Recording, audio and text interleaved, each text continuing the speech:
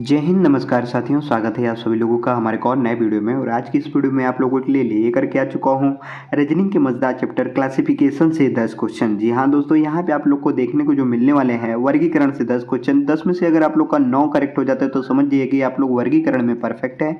अगर 9 से कम सही होता है, जैसे कि 8, 7, 6 अगर आप लोग का करेक्ट होता है तो समझ जाइएगा कि आपको ज़्यादा से ज़्यादा प्रैक्टिस करने की आवश्यकता पड़ जाएगी। बराबर दोस्तों यदि आप तैयारी कर रहे हैं एसएससी जीडी की, आरपीएफ की, सीआरपीएफ की, गुरुडी की, बीएसएफ की, तो दोस्तों ये वीडियो देखना बेहद इंपॉर्टेंट हो जाता है, क्योंकि इसमें शामिल किया हूं मैं प्रीवियस ईयर के क्वेश्चन। जी हाँ दोस्तों, इसमें मैं शामिल किया हूं प्रीवियस ईयर के क्वेश्चन। और प्रीवियस ईयर के क्वेश्चन जब भी हम लोग सॉल्व करते हैं तो हम लोगों को एक बेस पता चल जाता है कि एग्जामिनर इस टाइप का क्वेश्चन हम लोगों से पूछ रहा है। तो उस टाइप के क्वेश्चन हम लोग ज़्यादा से ज़्यादा प्रैक्टिस करते हैं, और जितना ज़्यादा प्रैक्टिस करते हैं आप लोग जानते ही होंगे कि प्रैक्टिस मैक्स मन परफेक्ट, यानी जितना ज़्यादा हम लोग प्रैक्टिस करते हैं उतना ज़्यादा परफेक्ट बनते जाते हैं। बराबर तो दोस्तों यहाँ पे जो हम लोग क्लासिफिकेशन पढ़ने वाले हैं वो है शब्दों का क्लासिफिकेशन। किसका क्लासिफिकेशन दोस्तों? शब्दों का क्लासिफिकेशन, यानी कि शब्दों का वर्गीकरण।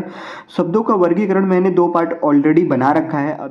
अगर अभी तक आप लोगों ने नहीं देखा है तो लिंक डिस्क्रिप्शन में है, जाकर के आप लोग देख सकते हैं, ठीक है। और साथ ही साथ मैं आपको बताना चाहूँगा कि मैं नंबर क्लासिफिकेशन का भी क्वेश्चन बताया हूँ जो कि बहुत ही इंपॉर्टेंट है। और साथ ही साथ मैं आपको बताना चाहूँगा कि अल्फ़ाबेट क्लासिफिकेशन का भी मैंने ढेर सारे क्वेश्चन बताए हैं। और काउंट अगर मैं करूँ तो मैं बता रहा हूँ लगभग 50 आपका अल्फ़ाबेट क्लासिफिकेशन से क्वेश्चन है, एंड 10 क्वेश्चंस आपका नंबर क्लासिफिकेशन से क्वेश्चन है।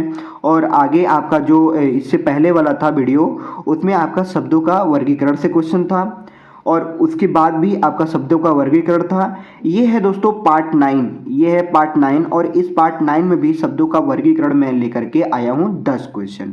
तो बहुत ही इंपॉर्टेंट हो जाता है इन टॉपिक को देखना, ठीक है। तो चलिए देखते हैं उन सभी क्वेश्चंस को जो यहाँ पे शामिल किए गए हैं। और हाँ, इम्पोर्टेंट बात यह है, फिर से बताना चाहूँगा कि मैंने 1 से लेकर के पार्ट 8 तक आप लोग को बहुत ही अच्छे तरीके से क्वेश्चंस कराए हैं। अगर अभी तक आप लोगों ने नहीं देखा है तो लिंक डिस्क्रिप्शन में है, जाकर के आप लोग देख लीजिएगा। चलिए क्वेश्चंस के ऊपर वापस आते हैं। क्वेश्चन नंबर 1 बोल रहा है, दिए गए प्रश्न में शब्दों का विषम युग्म छाटिए। अब यहाँ पे देखिए, क्लासिफिकेशन का मतलब पहले समझते हैं।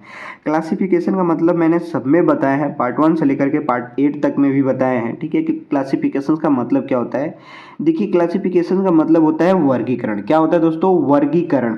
अब ये वर्गीकरण होता क्या है? वर्गीकरण होता क्या है? तो देखिए, वर्गीकरण वो होता है जो सबसे अलग शब्दों, संख्या या फिर अक्षरों का निर्माण करता है, उसको हम लोग वर्गीकरण कहते हैं। या फिर एक ऐसा शब्द, ऐसा संख्या या फिर ऐसी कोई अल्फ़ाबेट का सीरीज हो, या फिर अल्फ़ाबेट का कोई कंटेंट हो जो सबसे अलग प्रदर्शित करता है, उसी को हम लोग वर्गीकरण बोलते हैं। इतना आप लोग मतलब समझ गए होंगे, ठीक है। जब इतना आप लोग समझ गए हैं तो इतना ही समझ करके आपको सारी के सारी क्वेश्चंस आप कर लेंगे, ठीक है ना। तो चलिए, अब यहाँ पे क्या बोला है कि शब्दों का विषम युग्म छाटिए। अब यहाँ पे शब्दों का विषम युग्म का मतलब कि यहाँ पे जो शब्द दिए गए हैं इनमें से सबसे अलग शब्द कौन सा है, इनको हम लोग को पहचानना है, ठीक है दोस्तों। ऑप्शन नंबर ए बोल रहा है पंख, ऑप्शन नंबर बी बोल रहा है कपाल, ऑप्शन नंबर सी बोल रहा है ग्रास नली, ऑप्शन नंबर डी बोल रहा है नाक से हड्डी। अब इन चारों में से हम लोगों को देखना है कि सबसे अलग शब्द कौन है, ठीक है। तो चलिए अब हम लोग पता करते हैं। अब ये देखिए, पंख जो होता है, पंख क्या होता है? पंख शरीर का बाह्य भाग होता है, कपाल शरीर के आंतरिक भाग होता है, ग्रास नली भी शरीर का आंतरिक भाग होता है, नास्य हड्डी भी शरीर का आंतरिक भाग होता है। तो ये तीनों तो आंतरिक भाग है, लेकिन पंख आंतरिक भाग नहीं है, इसीलिए पंख इज द करेक्ट आंसर हो जाएगा। उम्मीद है ये पहला क्वेश्चन आपको अच्छे तरीके से क्लियर हो गया होगा। तो दोस्तों इस टाइप के आपको क्वेश्चन देखने को मिल जाएंगे। चलिए देखते हैं दूसरे क्वेश्चन को। क्वेश्चन नंबर 2 दोस्तों यहाँ पे दिया गया है, बोल रहा है दिए गए प्रश्न में शब्दों का विषम युग्म छाटिए। अब यहाँ पे भी शब्दों का विषम युग्म हम लोगों को छाटना है। ऑप्शन नंबर ए केला, ऑप्शन नंबर बी सेब, ऑप्शन नंबर सी अंगूर, ऑप्शन नंबर डी बोल रहा है फूलगोभी। तो ये तो बच्चा भी देख करके बता देगा कि इसका करेक्ट आंसर क्या होगा। इसका करेक्ट आंसर हो जाएगा ऑप्शन नंबर डी, यानी कि फूलगोभी। कैसे होगा? तो देखिए, केला, सेब, अंगूर ये सभी के सभी क्या है? फल हैं, लेकिन फूल गोभी जो है ये क्या है? आपका सब्जी है। क्या है दोस्तों? सब्जी, यानी कि वेजिटेबल है। तो इन तीनों से ये शब्द क्या है? अलग है, इसलिए ये आपका करेक्ट आंसर हो जाएगा। उम्मीद है ये दूसरा भी क्वेश्चन आपको अच्छे तरीके से समझ में आ गया होगा। तो ऐसे ही आपको शब्दों का विषम युग्म छाटना होता है, ठीक है। चलिए देखते हैं तीसरे क्वेश्चन को। क्वेश्चन नंबर 3 दोस्तों यहाँ पे दिया गया है, बोल रहा है दिए गए प्रश्न में शब्दों का विषम युग्म छाटिए। यहाँ पे भी शब्दों का विषम युग्म हम लोगों को छाटना है। Option number A scarf, option number B दस्ताने, ऑप्शन नंबर सी धूप का चश्मा, ऑप्शन नंबर डी स्वेटर बोल रहा है। ठीक है, तो इन चारों शब्दों को ध्यानपूर्वक देखिए और आप लोग मुझे कमेंट करके बताइए कि इनमें से आपका विषम शब्द कौन सा है। ठीक है, तो चलिए हम लोग पता करते हैं। ये देखिए स्कार्फ है, स्कार्फ क्या होता है?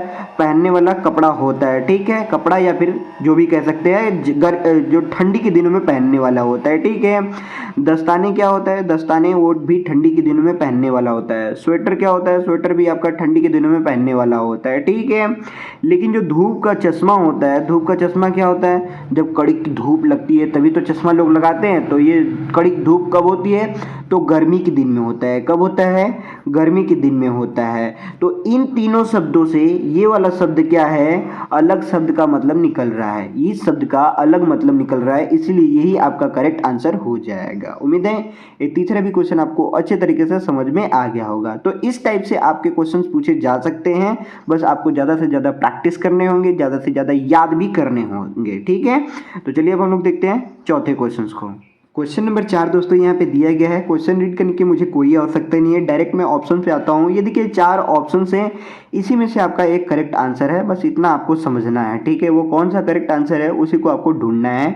अब यहाँ पे शब्द दिया गया है, तो इसका मतलब यहाँ पे शब्दों का विषम युग्म छाटना है। ठीक है, क्लासिफिकेशन में यही होता है कि आपको एक अलग निकालना होता है, चाहे वो अल्फ़ाबेट हो, चाहे नंबर्स हो, चाहे आपका शब्द दिया गया हो। ठीक है, तो इनमें से हम लोग सबसे अलग को पता करते हैं कि अलग कौन सा है। ठीक है, अब यहाँ पे दिसपुर दिया गया है, दिसपुर, यहाँ पे मुंबई, चेन्नई, यहाँ पे झारखंड दिया गया है। यहाँ पे भी आपको अच्छे तरीके से समझ में आ रहा होगा कि ये जो दिसपुर है, दिसपुर क्या है? एक राजधानी है, असम की राजधानी दिसपुर। ये मुंबई महाराष्ट्र की राजधानी, ये आपका चेन्नई भी क्या है? एक राजधानी है। लेकिन झारखंड जो है ये आपका एक प्रदेश है। ये क्या है? एक प्रदेश है। तो इसीलिए ये आपका करेक्ट आंसर हो जाएगा। ये सभी तो राजधानियां हैं, लेकिन ये आपका एक प्रदेश है। इन तीनों शब्दों से ये क्या है? अलग है, इसका अलग मतलब निकल रहा है, इसीलिए ये आपका क्या हो जाएगा? ऑड शब्द युग्म हो जाएगा। ठीक है, ऑड शब्द युग्म हो जाएगा। ठीक है, तो उम्मीद है ये भी क्वेश्चन आपको अच्छे तरीके से याद हो गया होगा। तो इस टाइप के भी क्वेश्चन आपसे पूछे जा सकते हैं और इस क्वेश्चन को पूछा गया है। ठीक है, तो चलिए अब हम लोग देखते हैं पांचवें क्वेश्चन को। क्वेश्चन नंबर 5 दोस्तों दिया गया क्वेश्चन को आप लोग रीड कर लीजिएगा, मुझे रीड करने की कोई आवश्यकता नहीं, क्योंकि अब आप लोग जान चुके हैं। ठीक है, इतना क्वेश्चन मैं आपको बताया हूँ और अब तक अगर आप लोग का क्लियर नहीं हुआ होगा तो समझिए कि आप बहुत ही वीक हैं। ठीक है, आपको बहुत ज़्यादा अभी पढ़ना है, इसका मतलब है ना। तो चलिए अब हम ऑप्शन पे डायरेक्ट वापस आते हैं। यहाँ पे ऑप्शन नंबर ए बोल रहा है SMS, option number B money order, option number C speed post, option number D पत्र बोल रहा है। ठीक है, तो इन चारों में से कौन सा शब्दों का विषम युग्म है? तो छांटने के लिए हम लोग पहले उसका मतलब समझते हैं। ये देखिए SMS है। SMS क्या है? SMS एक इंटरनेट से संबंधित होता है। ठीक है, SMS मोबाइल अथवा इंटरनेट से संबंधित होता है। Money order, speed post and पत्र, ये तीनों शब्द डाक सेवा से संबंधित आते हैं। किससे आते हैं? डाक सेवा से संबंधित आते हैं। तो इन तीनों शब्दों से SMS आपका अलग शब्द है, इसका अलग मतलब निकल रहा है, इसीलिए यही आपका शब्दों का विषम युग्म हो जाएगा। ठीक है, उम्मीद है ये वाला भी क्वेश्चन आपको अच्छे तरीके से याद हो गया होगा। तो चलिए हम लोग देखते हैं छठे क्वेश्चन को। क्वेश्चन नंबर 6 दोस्तों दिया गया है, आप लोग क्वेश्चन को रीड कर सकते हैं। आप लोग मुझे कमेंट करके बताइए कि इनमें से कौन सा शब्द अलग है। सबसे पहला है वर्ग, दूसरा है समलंब, तीसरा है घन एंड चौथा है त्रिभुज। ठीक है, तो इनमें से चारों में से कौन सा सबसे अलग शब्द है? तो चलिए समझते हैं। यहाँ पे देखिए है वर्ग, यहाँ पे समलंब, यहाँ पे है घन और यहाँ पे है त्रिभुज। तो देखिए जो वर्ग होता है, वर्ग आपका 2D आकृति होता है। समलंब जो होता है ये भी आपका 2D आकृति होता है। त्रिभुज जो होता है वो भी आपका 2D आकृति होता है। लेकिन घन जो है ये आपका 3D आकृति होता है। इसीलिए इन तीनों से ये आपका करेक्ट इसीलिए घन आपका करेक्ट आंसर हो जाएगा। क्यों करेक्ट हो जाएगा भाई? क्योंकि इन तीनों शब्दों से आपका ये वाला शब्द अलग है, इसीलिए ये आपका करेक्ट आंसर हो जाएगा। तो ऐसे करके शब्दों को समझना पड़ता है, उसका मतलब निकालना पड़ता है। मतलब अगर सही तरीके से निकल रहा है तो समझिए कि वही आपका करेक्ट आंसर हो जाएगा। उम्मीद है ये छठा भी क्वेश्चन आपको याद हो गया होगा। चलिए देखते हैं 7वें क्वेश्चन को।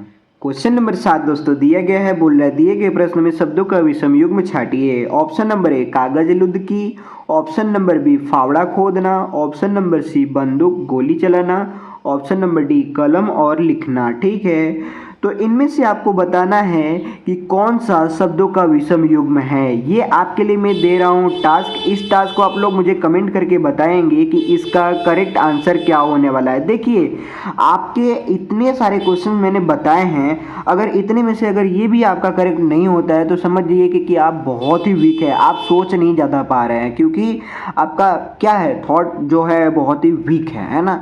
आपको ज़्यादा से ज़्यादा सोचना पड़ेगा और ज़्यादा से ज़्यादा समझना पड़ेगा शब्दों को, उसका मतलब निकालना पड़ेगा। जितना ज़्यादा आप लोग मतलब निकालेंगे उतना ज़्यादा आप स्ट्रॉन्ग बनते जाएंगे। ठीक है, तो ये आपके लिए है टास्क। इस टास्क को आप लोग कंप्लीट करके मुझे कमेंट करके बताएंगे कि इनमें से कौन सा विषम शब्द है। ठीक है, तो चलिए अब हम लोग देखते हैं 8वें क्वेश्चन को।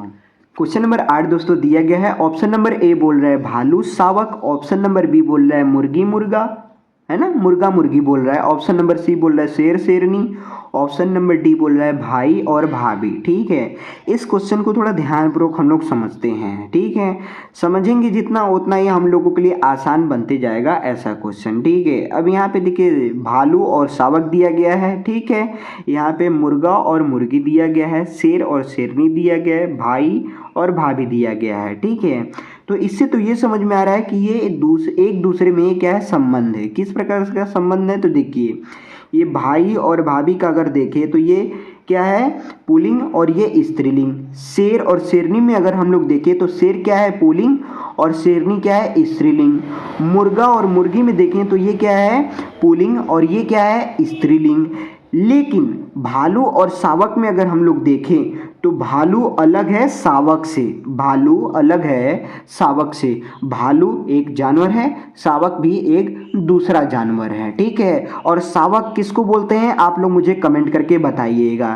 तो इन तीनों से ये आपका शब्द क्या हो जाते हैं, अलग हैं, तो इसीलिए यही आपका करेक्ट आंसर हो जाएगा। उम्मीद है ये 8वां भी क्वेश्चन आप लोग को याद हो गया होगा। आपसे मैं कमेंट में चाहता हूँ कि शावक का मतलब क्या होता है बताइएगा। ठीक है, ये बहुत ही इंपॉर्टेंट है, बहुत लोगों को याद नहीं होता है कि शावक किसको बोलते हैं। ठीक है, तो कमेंट करके मुझे बताइएगा कि आपको शावक का मतलब पता है या नहीं पता है। ठीक है, तो चलिए अब हम लोग देखते हैं 9वें क्वेश्चन को।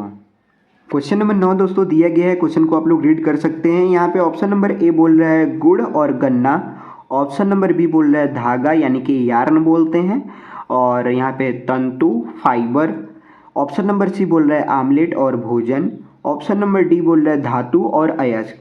इसका मतलब क्या होता है, इसका मतलब होता है संबंध। इन दोनों का आपस में कैसा संबंध है ये हम लोगों को बताना है। ठीक है, ये तो बताना ही है, ये समझने के लिए बताना है, लेकिन असल में हम लोगों को क्या देखना है, असल में हम लोगों को देखना है कि शब्दों का विषम युग्म कौन सा है, शब्दों का विषम जोड़ा कौन सा है वो हम लोगों को बताना है। ठीक है, ग्रुप कौन सा है वो हम लोगों को बताना है। देखिए ये गुड़ है और ये गन्ना है, तो गुड़ और गन्ना में क्या संबंध है, तो गन्ना से बनता है गुड़, बराबर दोस्तों।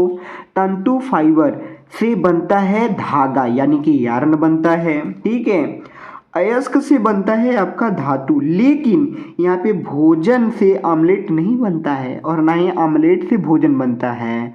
तो इन दोनों में कैसा संबंध है, तो इन दोनों को में ऐसा संबंध है कि मैं कह सकता हूँ कि ये भोजन एक प्रकार का है। ठीक है, या आमलेट क्या है, एक प्रकार का भोजन है, ये एक प्रकार का भोजन है। अतः अन्य से ये सभी क्या है, अलग हैं, अन्य सभी से ये अलग हैं। ठीक है, आमलेट और भोजन इन दोनों में क्या ही संबंध है, कुछ भी नहीं संबंध है। आमलेट एक प्रकार का भोजन है, आमलेट एक प्रकार का भोजन है, लेकिन भोजन से आमलेट नहीं बनता और आमलेट से भोजन नहीं बनता। ठीक है, जिस प्रकार से यहाँ गन्ना से गुड़ बन रहा है, तंतु से धागा बन रहा है, अयस्क से धातु बन रहा है, उस प्रकार से क्या भोजन से आमलेट बन रहा है, नहीं।